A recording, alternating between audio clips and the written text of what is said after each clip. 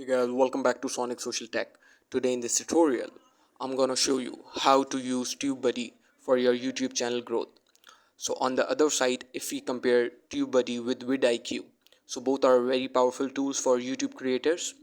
So to use TubeBuddy, install the browse extension, sign in with your YouTube account, and access features like keyword research, SEO suggestions, and analytics directly on your YouTube dashboard. While TubeBuddy offers robust tag recommendations and bulk processing tools, with IQ excels with its real-time analytics and video performance insights. Both tools enhance your YouTube strategy, but your choice depends on your specific needs.